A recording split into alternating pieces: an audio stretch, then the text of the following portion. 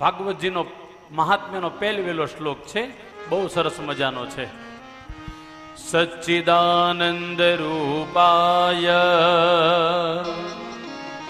વિશ્વોત્પત્યાદિ હેતવે તાપત્રય વિનાશાય શ્રી કૃષ્ણાય વયમ નમઃ. શ્રી કૃષ્ણાય વયમ નમઃ. ભાગવતજીના મહાત્મ્યનો પહેલવેલો શ્લોક છે. આ શ્લોકમાં લખેલું છે સચ્ચિદાનંદ રૂપાય. ભગવાનનું રૂપ કેવું છે ભાઈ? તો કે સચ્ચિત અને આનંદ. સત એટલે જે કાયમ એક જેવું જ રહે એનું નામ છે સત. સત એટલે સત્ય. હજારો વર્ષ પહેલા પણ દ્વારકાધીશ એમનેમ હતા, આજે પણ એવા ને એવા છે, અને હજારો વર્ષ પછી પણ દ્વારકા વાળો એવો ને એવો જ રહેવાનો છે. એટલે ભગવાન છે એ સત્ય છે. આપણે બધા છીએ ખરા પણ સત્ય નથી. ભગવાન સત્ય છે. બીજું, ભગવાનનું રૂપ છે ચિદ. ચિદ એટલે જ્ઞાન. દુનિયામાં સૌથી પવિત્રમાં પવિત્ર કોઈ વસ્તુ હોય તો એનું નામ છે જ્ઞાન. એટલા માટે શ્રીમદ ભગવદ્ ગીતામાં કૃષ્ણ ભગવાન સ્વયં અર્જુનને કહે છે, અર્જુન, આ દુનિયામાં પવિત્રમાં પવિત્ર વસ્તુ કોઈ હોય તો એનું નામ છે જ્ઞાન. જ્ઞાન જેવું પવિત્ર કોઈ વસ્તુ છે જ નહીં. એટલા માટે તો પોથીને આપણે માથે લઈને આવ્યા. આમાં નકરું જ્ઞાન ભરેલું છે. તમે એક નોટિસ કર્યું હોય તો હું ત્યાંથી આપણે પોથી લીધી એટલે મેં એક વાત બધાને કરી. સંભળાણી તમને? સંભળાણી કોઈને? હા કે ના તો કયો, સંભળાણું કે નહીં મારી વાત? અરે દાદા એવું ક્યાં હોય, અમે નાચવામાંથી ઊંચા આવીએ તો ને. મેં શાસ્ત્રીજીને કીધું પોથી બધાના માથે આપજો, કોઈ બાકી ન રહેવો જોઈએ, બધાના માથે આપજો. આ તમને માથે એટલા માટે આપ્યું કે આના માધ્યમથી મારે તમને કંઈક કેવું છે. મોટા ભાગના લોકો એવું નક્કી કરી નાખ્યું કે પોથી ખાલી બહેનોએ જ લેવાય, ભાઈઓએ ન લેવાય. લે,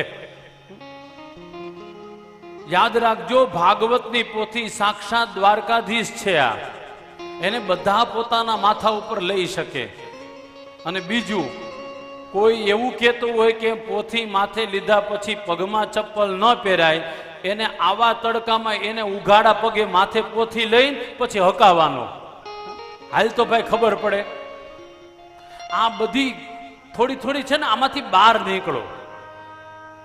આવા તડકામાં ચપ્પલ ન પહેરો ને માથે પોથી. આ પોથીનો વજન છે 15 કિલો.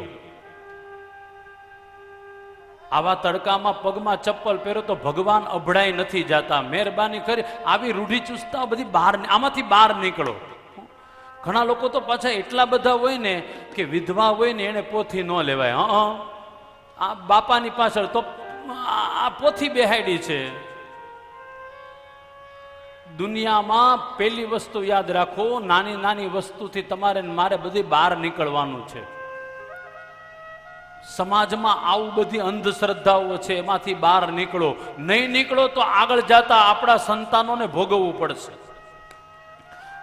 ભાગવતની પોથી હું તો વ્યાસપીઠ ઉપરથી કહું છું, કોઈ પણ પોતાના માથા ઉપર લઈ શકે. પુરુષ હોય, સ્ત્રી હોય, વિધવા હોય, વિધુર હોય, કોઈ પણ હોય, બધાએ ભાગવતજીની પોથી માથે લેવાય, લેવાય ને લેવાય. કારણ કે આ ચીદ, ચીદ એટલે જ્ઞાન છે. મને હાવ સાચું કહેજો, અહીંયા જેટલા બેઠા છો એ તમારા ઘરે છોકરાઓના બુકું પડી હોય તો માથે લઈને તમે આટા મારો છો કોઈ દી? કેમ નથી લઈને ફરતા ભાઈ? આ ભાગવતજીને કેમ માથે લ્યો છો? તો કે આની અંદર સાક્ષાત ભગવાન બિરાજમાન છે. ચીદ એટલે જ્ઞાન. ગીતામાં ભગવાન કૃષ્ણ અર્જુનને આ વાત ઉપર બહુ વધારે પડતું વિશ્લેષણ કરીને કહે છે, દુનિયામાં પવિત્રમાં પવિત્ર કોઈ વસ્તુ હોય તો એનું નામ છે જ્ઞાન. અને જ્ઞાન દેવા વાળા વ્યક્તિએ પણ એટલું જ પવિત્ર રહેવું પડે. એને લખણ ખોટું ન થવાય. અહીંયા અમે આવીને પછી નીચે ઉતરીને તમારી યારે અમે છોડતા હોઈએ ને તો હારા ન લાગીએ. એટલે અમારે હોતે પવિત્ર રહેવાનું. કોશિશ કરવાની. હોય એ 100% દુનિયામાં કોઈ પવિત્ર હોતું જ નથી. અપલખણ થોડાક અમારામાંય હોય અને અમારા જ છો એટલે ઓળખતા હોય અમારા અપલખણ તમે. તો ચિદ એટલે જ્ઞાન છે. જ્ઞાન એટલે પવિત્ર, પવિત્રમાં પવિત્ર વસ્તુ. તો ભગવાનનું રૂપ છે ચિદ એટલે જ્ઞાન. સચ્ચિદાનંદ રૂપાય. ત્રીજું ભગવાનનું રૂપ છે આનંદ. આનંદ એટલે પ્રસન્નતા. ભગવાન કાયમ માટે પ્રસન્ન છે. તમે દ્વારકા જાઓ, તમે ડાકોર જાઓ, તમે નાથ દ્વારા જાઓ, ભગવાનની મૂર્તિ હસતી જ હશે. તમને મને કહે છે તમે પણ હસો. જો હસશો નહીં ને તો તમે ભગવાનના ભક્ત નથી. આ એક લખી રાખજો. આ શબ્દ બધાય અહીંયા બેઠા ને બધાય સાંભળવા જેવા છે. ગઈકાલે હરિભાઈ કોઠારીનું પુસ્તક મારા હાથમાં આવ્યું એટલે હું થોડી વાર 5 મિનિટ માટે પણ વાંચતો તો એમાં મને ખાસ મળ્યું કે જે હસતો નથી ને એ ભગવાનના ધામમાં કોઈ દી જાતો જ નથી. હવે નક્કી તમે કરજો હસવું છે કે રડવું છે. આખી જિંદગી હાય હાય કરીને બળેતરા કરીને ગુજરી જાવ એની કરતા હસો થોડા.